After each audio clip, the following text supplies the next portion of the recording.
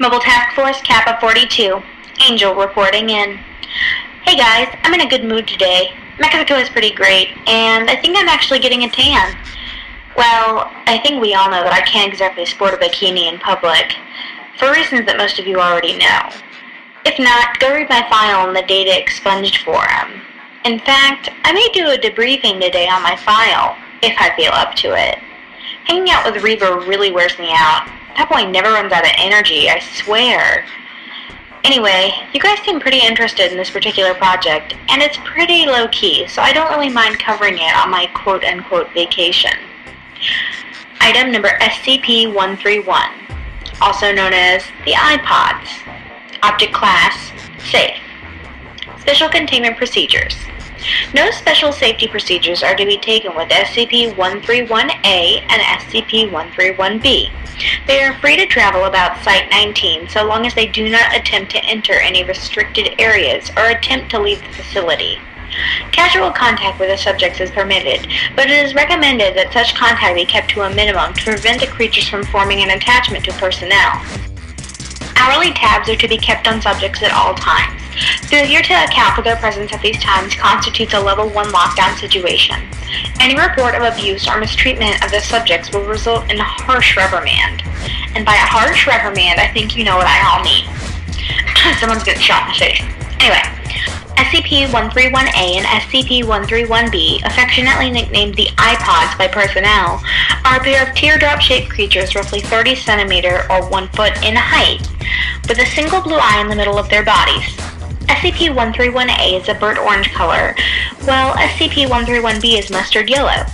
At the base of each creature is a wheel-like protrusion which allows for locomotion, suggesting that the creatures may be biomechanical in origin. The subjects can move surprisingly fast, covering over 60 meters in a matter of seconds. The subjects, however, lack a braking system, which has led to some rather spectacular, if not overly amusing, mishaps involving the creatures. The subjects have also shown the ability to climb sheer surfaces, and have gotten lost in the air vents on more than one occasion. The subjects seem to have the intelligence of common house cats and are insatiably curious. Most of the time, they simply roll around the facility, observing personnel at work and catching peeks at other safe-class SCPs. The subjects seem to be able to communicate with each other via an untranslatable high-pitched babbling.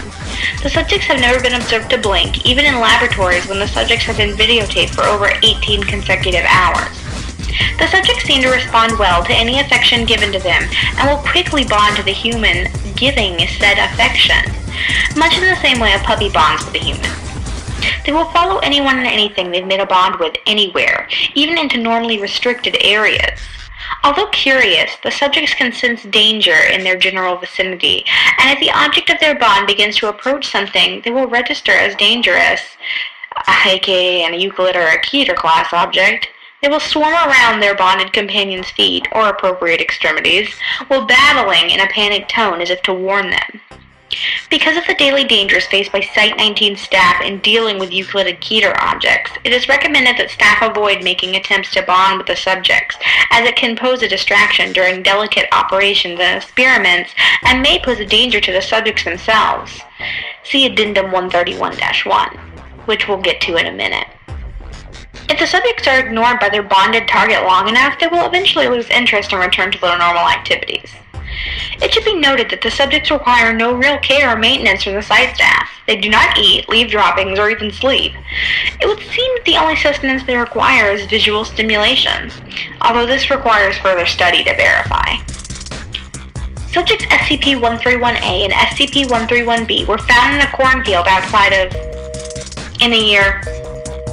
They were promptly transported to Site-19 and were then downgraded to Safe Class and given free rein across the site once it became clear they were not broadcasting what they saw to any hostile foreign powers. Okay, Addendum 131-1. During an incident that took place on...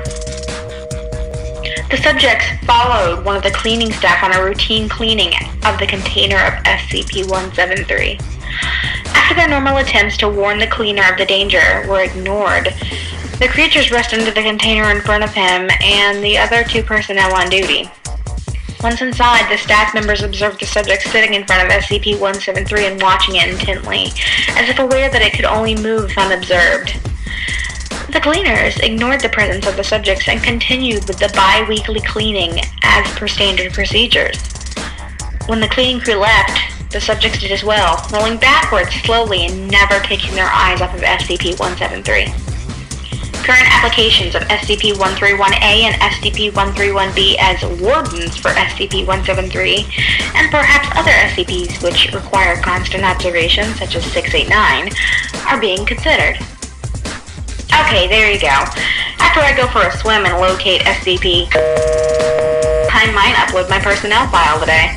Sound like a plan? Okay, it's a plan. Alright, stay alert, stay safe, and keep your eyes open.